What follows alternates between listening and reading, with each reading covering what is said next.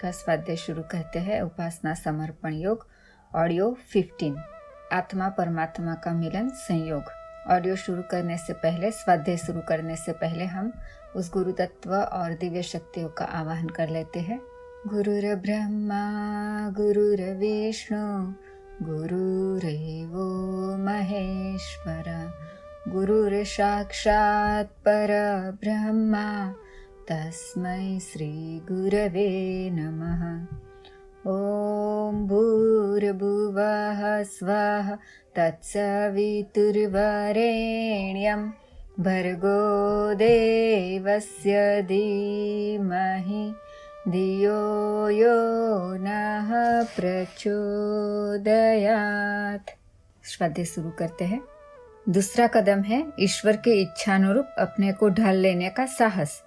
पतिव्रता स्त्री अपने स्वभाव, आचरण एवं क्रियाकलाप को पति की इच्छानुरूप ढाल लेती है। इसके बिना दाम्पत्य जीवन कैसा? मिलन का आनंद कहाँ? समर्पण के आधार पर ही अद्वैत के रूप में परिणित किया जाता है। ईश्वर की इच्छा को अपनी इच्छा बनाकर उसके संकेत और निर्देशों को ही अपनी आकांक्षा और क्रिया में जोड़ देना, इसी का नाम समर्पण है। मिलन की साधना इसी से पूरी होती है। अपनी इच्छाओं को पूरी करने के लिए ईश्वर के आगे गिड़गिड़ाना और नाक रगड़ना, भला यह भी कोई भक्ति है? लोभ और मोह की पूर्ति के लिए दांत निपोरना, भला यह भी कोई प्रार्थना है? इस प्रकार की भक्ति को वेश्यावृत्ति ही कहा जा सकता है। भौतिक स्वार्थ के लिए किए गए क्रियाकलापों को ईश्वर के दरबार में भक्ति संज्ञा में नहीं गिना जा सकता। वहां तो भक्त की कसौटी यह है कि किसने अपने कामनाओं और वासनाओं को तिलांजलि देकर ईश्वर की इच्छा को अपनी इच्छा बनाया और उसकी मर्जी के अनुरूप चलने के लिए कठपुतली की तरह कौन तैयार हो गया। हाँ, गुरुदेव वही समझा रहे हैं कि समर्पण किसे कहते हैं, है ना। उदाहरण के रूप से जैसे एक पतिव्रता स्त्री जो होती है, वो अपने स्वभाव को, आचरण को एवं क्रियाकलाप को जैसे उसका पति चाहता है वैसे ही वो ढल जाती है। जो उसको पति को पसंद है वही वो करती है। जो उसके पति को खाना पसंद है, जैसे कपड़े पसंद है, जैसा रहना पसंद है, जैसा स्वभाव पसंद है, वो बिल्कुल अपने आप को बदल देती है। जैसे पति को पसंद है वैसे बन जाती है। तो गुरुदेव कहते हैं इसी का नाम तो समर्पण है। तो अगर हमें भी आगे हमने वही पढ़ा ना कि अगर हम अपनी सारी इच्छाओं को, आकांक्षाओं को भगवान के साथ जोड़ दे, जो उनकी इच्छा, जो उनकी आकांक्षा वैसे ही बन जाए, तो उसी का नाम समर्पण है। और वही आगे अलग अलग उदाहरण से भगवान गुरुदेव समझा रहे हैं और कहते हैं गुरुदेव की भौतिक स्वार्थ के लिए अगर हम जो भी पूजा पाठ वगैरह करते हैं उसको वेश्यावृत्ति कही जाती है। कुछ दे दो बदले में कुछ ले लो, उसको प्रेम भी नहीं कहा जा सकता, समर्पण भी नहीं की जा सकती और भक्ति भी नहीं कही जा सकती। तो कुछ मांगने के लिए भगवान के पास नहीं जाना चाहिए। उनसे मिलने के लिए, उनसे एक होने के लिए, उनसे जुड़ने के लिए और उनके जैसा बनने के लिए भगवान के पास जाना चाहिए। और हमारी प्रार्थना भी यही होनी चाहिए। कुछ चीजें नहीं मांगनी चाहिए प्रार्थना में भी। गुरुदेव यही कह रहे हैं। आगे पढ़ते हैं। जो इस कसौटी पर खरा उतरा है वही भक्त है। भक्त भगवान को अपनी मर्जी पर चलाने के लिए विवश नहीं करता, वरन उसके इच्छा के अपने इच्छा मिलाकर अपने विचार प्रणाली एवं कार्य पद्धति का पुनः निर्माण करता है। भक्त जो सच्चा भक्त होता है ना, वो कभी नहीं चाहता कि भगवान उसकी मर्जी के हिसाब से चले। भगवान आप ये कर दो तभी आप भगवान हो, भगवान आप वो कर दो तभी आप भगवान हो, ऐसा नहीं करता। वो तो जो भगवान आपकी इच्छा, जो आप कहे वो ही होगा। अगर ऐसा है तो वो सच्चा भक्त है। आगे पढ़ते हैं। तब उसके समान इस विश्व को अधिक सुंदर, अधिक समुन्नत और अधिक श्रेष्ठ बनाने की ही एकमात्र इच्छा से रह जाती है। अपने आप को काया की तथा परिवार की तुच्छता में आबद्ध नहीं करता, वरन सब में अपनी आत्मा को, अपनी आत्मा में सबको समाया हुआ समझकर लोक मंगल के लिए जीता है और वसुधैव कुटुंबकम के अनुरूप अपनेपन की परिधि अति व्यापक बना लेता है। तब उसे अपने काया ईश्वर के देव मंदिर जैसी दिखती है और अपनी संपदा ईश्वर की पवित्र अमानत जैसी, जिसका उपयोग ईश्वरीय प्रयोजन के लिए ही किया जाता है। कितना अच्छा उदाहरण से गुरुदेव समझा रहे हैं कि जो भक्त अपनी सारी इच्छाओं को भगवान की इच्छा में मिला लेता है ना, फिर उसका जीवन कैसा हो जाता है। उसकी बस एक ही इच्छा रह जाती है कि भगवान का जो पूरा संसार है ना, उसको कैसे मैं सुंदर बनाऊं और समुन्नत कैसे बनाऊं, श्रेष्ठ कैसे बनाऊं, बस उसकी एक ही इच्छा रह जाती है। और वो क्या करता है कि वो अपनी आत्मा को सबकी आत्मा में देखता है और सबकी आत्मा में अपनी आत्मा देखता है। तो वो कैसे जीवन जीता है, जैसे वसुदेव कुटुंबकम। कृष्ण कहते हैं ना, वसुदेव कुटुंबकम की भावना होनी चाहिए कि पूरा संसार मेरी फैमिली है। सिर्फ मेरे माता पिता भाई बहन तक सीमित नहीं रहता, वो सबके बारे में सोचने लग जाता है। जैसे मंदिर है, मंदिर किसी एक का है नहीं, भगवान का मंदिर है, जो चाहे वहां जा सकता है ना, जो चाहे उनसे मिल सकता है, जो चाहे उनसे बात कर सकता है। मंदिर का उपयोग हर कोई एक तरह से करता है। वैसे ही उसकी भी संपत्ति जितनी भी है, उसका जो घर है, उसके जो पैसे है, उसकी जितनी भी संपत्ति है, वो सबके लिए समान रूप से हो जाती है। सब उसका उपयोग कर सकते हैं, जैसे मंदिर का यूज सब लोग करते हैं, है ना। तो उसका जीवन बस ऐसा हो जाता है कि मेरा सब कुछ, पूरी संसार का और पूरा संसार का जो है वो मेरा। तो ऐसे जो संत ऋषि महात्मा जो जीते हैं ना, जैसे गुरुदेव, उन्होंने कभी ऐसा नहीं कहा कि ये मेरी ही चीज है या मैं ही इस्तेमाल करूंगा। वो उनका घर, उनकी संपत्ति, उनकी बुद्धि विद्या सबके लिए खुली थी, है ना। वो सिर्फ हम लोगों के कल्याण के लिए ही पूरी लाइफ जिए। उन्होंने हम सब में खुद को पाया और खुद में हम सबको पाया। तो जिस दिन हम ऐसा सोचने लग जाएंगे ना, जिस दिन हमारी भावना इतनी बड़ी हो जाएगी ना, उस दिन हमें भगवान मिल जाएंगे और उस दिन हम भक्त कहलाएंगे। आगे पढ़ते हैं।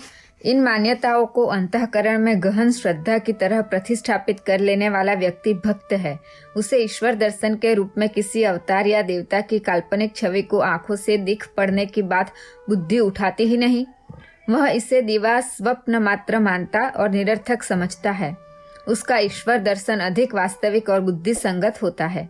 जो अपनी विचारणा और प्रक्रिया में ईश्वर की प्रेरणा को चरितार्थ होते देखता है, जिसकी आत्मा से ईश्वर के सतपथ पर चलने की पुकार सुनाई पड़ती है, समझना चाहिए उसमें ईश्वर बोलता है, बात करता है, साथ रहता है और अपनी गोदी में उठाने का उपक्रम करता है। भक्ति की सार्थकता इसी स्थिति में है।